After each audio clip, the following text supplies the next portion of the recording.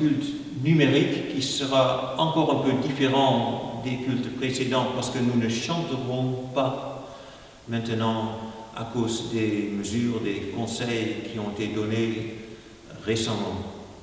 Et une bienvenue spéciale à la pasteur Imke Epema de Zwolle qui conduira le culte mais qui m'a demandé de faire l'accueil. Nous attendons notre secours du nom de Dieu, le Créateur du ciel et de la terre, qui n'abandonnera pas les œuvres de ses mains. Que la grâce et la paix vous soient données de la part de Dieu notre Père et de Jésus-Christ notre Sauveur. Nous écoutons la musique du psaume 62 et puis je vous lirai quelques strophes.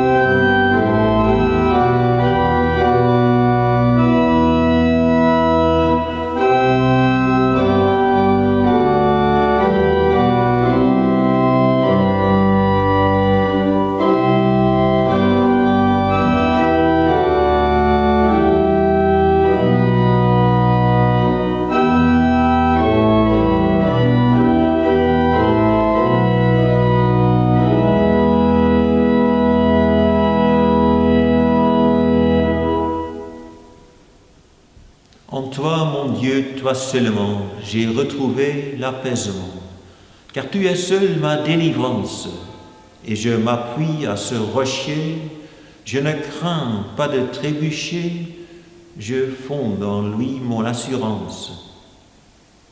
Faible ou puissant, l'homme n'est rien, il pèse moins avec ses biens qu'un souffle au creux d'une balance.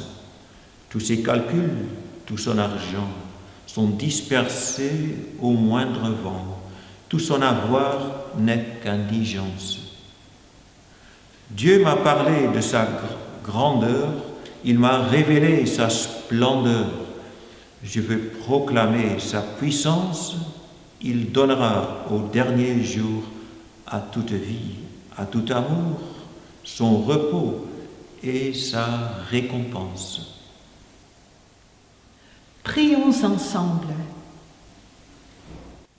Seigneur, tu es la source de notre vie.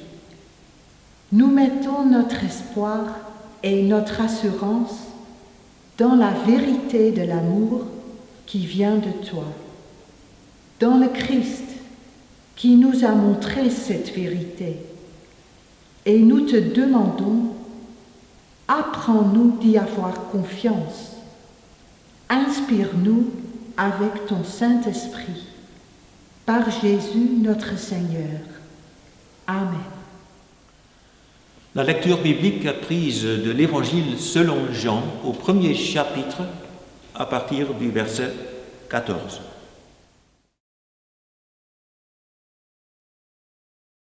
Après que Jean-Baptiste eut été arrêté, Jésus alla en Galilée.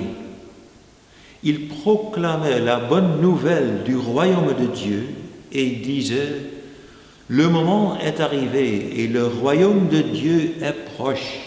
Changez d'attitude et croyez à la bonne nouvelle. » Comme il marchait le long du lac de Galilée, il vit Simon et André, frères de Simon, qui jetaient un filet dans le lac. C'étaient en effet des pêcheurs. Jésus leur dit, « Suivez-moi et je ferai de vous des pêcheurs d'hommes. » Aussitôt, ils laissèrent leur filet et le suivirent. Il alla un peu plus loin, il vit Jacques, fils de Zébédée, et son frère Jean, qui étaient eux aussi dans une baraque et réparaient les filets. Aussitôt, il les appela. Ils laissèrent leur père Zébédée dans la barque avec les ouvriers et le suivirent. Puis nous écoutons la mélodie du cantique 220.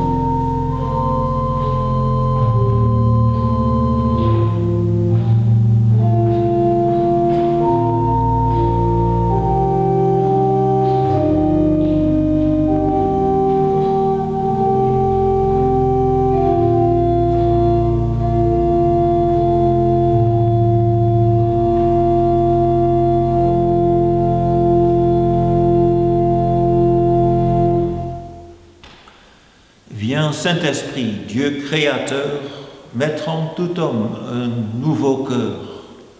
Tu vieux de nous si différents, former un seul peuple saint.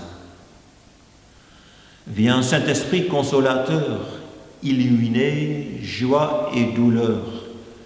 Tu sais nos élans, nos secrets, reste avec nous à jamais. Tu répands tes dons les meilleurs, l'amour, la joie et la douceur, toi qui viens au milieu de nous, Esprit Saint, promis à tous. Loué sois-tu au Saint-Esprit qui nous révèle Jésus-Christ et nous unit au Tout-Puissant. Loué soit Dieu en tout temps. Aussitôt, ils laissèrent leur filet et le suivirent. Un étranger passe et te dit, « Venez, suivez-moi. » Et d'un coup, tu abandonnes tout. Qui le ferait vraiment? Et pourquoi le faire?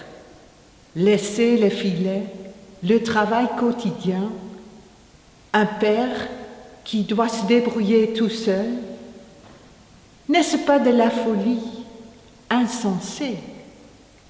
N'est-ce pas un signe d'un déséquilibre mental quand on fait des choses pareilles? Il y a deux mots clés dans cette histoire. Le premier mot est « appeler ». et l'autre est suivre. C'est entre ces deux pôles que la foi se situe. Il y a une voix qui appelle. Il y a des gens qui écoutent et qui se décident à obéir. Voilà. Parfois, nous sommes en train de faire quelque chose de très important, pensons-nous. Tu fais le ménage, il faut vraiment que ça se fasse. Il faudra régler les livres, c'est vraiment urgent. Et puis, tout à coup, au milieu de ces activités, le téléphone sonne. Il s'est passé quelque chose de grave. Quelqu'un est tombé malade. Tout à coup, ton enfant a besoin de toi. Il y a une force qui balaye tout le reste. Tu remets l'aspirateur à sa place. Tu ranges tout de suite les classeurs avec les paperasses. Il y a une voix qui appelle. Et quelles que soient les hésitations et les objections, tu comprends très bien et tout de suite qu'il faudra donner suite à cet appel. Maintenant, sans attendre. Dans cette histoire, Marc montre la force incroyable de l'appel avec lequel Jésus commence sa mission dans le monde.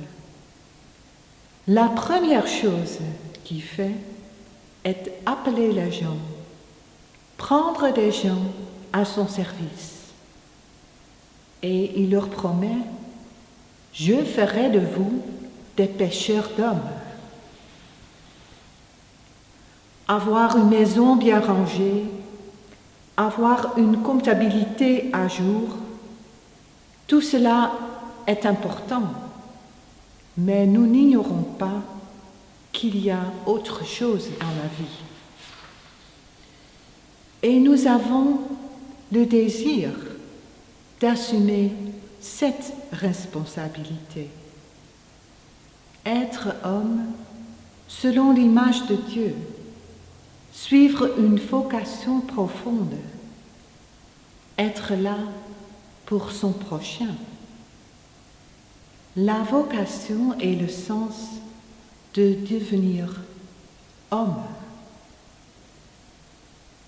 Ce que je trouve si beau dans cette histoire, c'est constater que ces pécheurs comprennent tout de suite, intuitivement, de quoi il s'agit et qui réagissent comme s'ils s'y attendaient à être appelés. Une image qui me venait à l'esprit lorsque je relisais cette histoire des pêcheurs d'hommes était celle des habitants de la Méditerranée. Il y a des gens là-bas qui habitent à la côte et des îles, qui prennent la mer pour sauver des réfugiés, qui, dans leur tentative désespérée d'aller vers la sécurité et un nouvel avenir, risquent de périr avec leur bateau en mauvais état. Ce sont des gens comme nous, très ordinaires, qui pêchent littéralement ces autres de l'eau. Et ils font ça parce qu'ils ont entendu une voix à laquelle ils n'ont pas pu désobéir. Et je devais penser aussi à la symbolique du baptême. Tirer les gens de l'eau, les sauver, c'est ce qui se passe à l'origine du baptême. On est immergé dans cette eau profonde et menaçante. mais on en émerge aussi. C'est l'image de la mort et la résurrection. Le baptême, c'est la promesse d'être sauvé et libéré de tout ce qui menace l'homme pour vivre sa vocation. On est sauvé parce qu'on est destiné à vivre, non seulement survivre, mais à vivre vraiment au nom de Dieu. Le fait que Simon et André abandonnent leur filet, donc leur gagne-pain, ne signifie pas que ce gagne-pain n'est pas tellement important. La nouvelle activité que Jésus leur propose donne ce travail quotidien son vrai sens. Ils suivent Jésus à la recherche d'une vie différente, plus profonde, plus vraie que celle de satisfaire uniquement leurs propres besoins de manger, boire et d'une sécurité professionnelle. Et ils deviennent des pêcheurs d'hommes. Le fait que Jacob et Jean abandonnent leur père dans son bateau ne signifie pas que ce père n'est pas si important.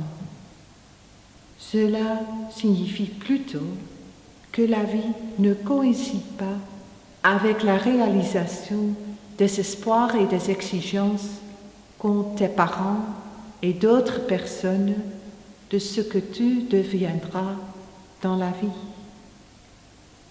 Il est clair qu'il y a encore une autre voie qu'il faut apprendre à reconnaître. Une voie qui s'adresse à toi seulement, personnellement, et qui t'invite à devenir celui que Dieu voudrait que tu deviennes. Pour comprendre cet appel, pour suivre Jésus, il faudra bien sûr beaucoup plus que l'inspiration d'un instant. Il s'agit d'une voie qui doit se développer peu à peu. C'est quelque chose qui doit s'épanouir dans ta vie. Et parfois, sur cette voie, on fait des chutes profondes. Parfois, on reste couché et on doit se relever et chercher à trouver la bonne direction de nouveau. Aussi maintenant, en ces jours de lockdown qui demandent beaucoup de nous, parfois on dirait que nous devons tout réinventer, aussi dans la foi. Apprendre à savoir de nouveau qu'est-ce que c'est une communauté, ce que la foi signifie dans la vie de chacun et de chacune de nous. En ce moment, vous, à la maison, vous faites déjà un choix décisif en vous mettant devant votre écran pour vous connecter avec ce culte, pour vous laisser inspirer par l'Évangile, afin de ne pas en lâcher la trace dans les circonstances de ce moment, afin de vous ouvrir à cette voix qui dit aussi aujourd'hui, à vous, à toi, te voilà, viens, suivez-moi. Dans son évangile, Marc nous montre que ces mêmes élèves qui se décident tout de suite à suivre Jésus ne le comprendront souvent pas du tout. Et parfois, ça donne lieu à à des situations plutôt comiques. Chacun, à sa manière, aura des difficultés énormes à comprendre cette voie que Jésus leur propose. Mais un jour, ils ont prêté l'oreille à un appel et cela les a mis sur une route que, à leur grande joie, ils n'ont plus quittée. Et c'est de cela que Marc nous parle. Il parle d'un début qui a changé la vie de ces hommes et qui veut aussi changer notre vie à nous. Peu à peu, ils se transformeront en pêcheurs d'hommes, de plus en plus conscients d'eux et habités par le secret profond d'un amour et d'une miséricorde qui surpasse tout et qui inclut tous les êtres vivants, tout en suivant Jésus, en prenant ses paroles à cœur. Le royaume de Dieu est proche. Changez d'attitude et croyez à la bonne nouvelle.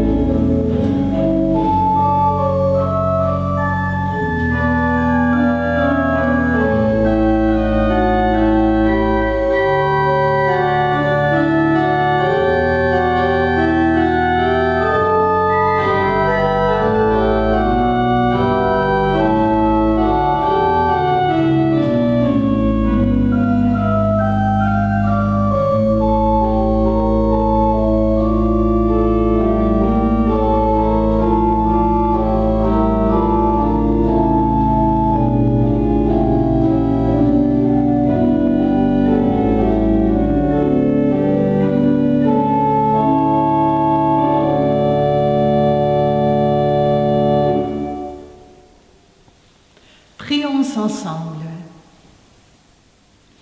Ô notre Dieu, merci pour tout ce que nous avons de bon dans notre vie. Aussi maintenant, même si nous ne savons pas toujours l'apprécier. Merci pour le miracle de chaque jour nouveau. Merci pour tout ce qui nous aide à vivre malgré les souffrances et les détresses, malgré les circonstances pénibles du lockdown. Merci pour tous ceux que nous aimons et qui nous aiment. Merci pour ton amour sans limite. Toi qui es la force qui puisse nous transformer, aide-nous à suivre ton appel dans la réalité quotidienne dans laquelle nous menons notre vie. Et nous venons vers toi dans ce moment de silence avec tout ce qui nous préoccupe, qui nous inquiète avec nos peines et nos espoirs.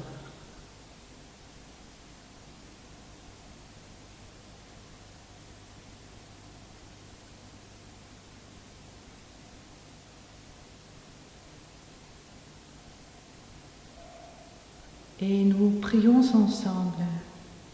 Notre Père qui es aux cieux, que ton nom soit sanctifié, que ton règne vienne, que ta volonté soit faite sur la terre comme au ciel. Donne-nous aujourd'hui notre pain de ce jour. Pardonne-nous nos offenses, comme nous pardonnons aussi à ceux qui nous ont offensés.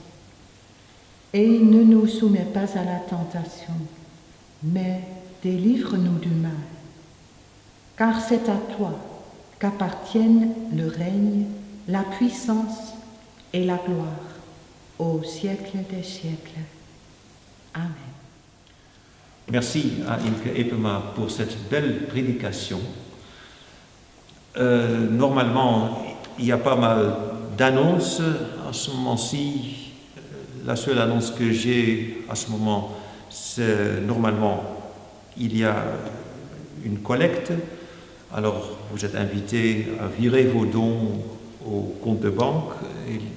Ils sont destinés à cette église wallonne de Zwolle et au Regenboog. C'est une œuvre d'Amsterdam qui s'investit dans l'aide aux toxicomanes. Nous allons écouter la musique du cantique 279 et je vous lirai 2 strophes.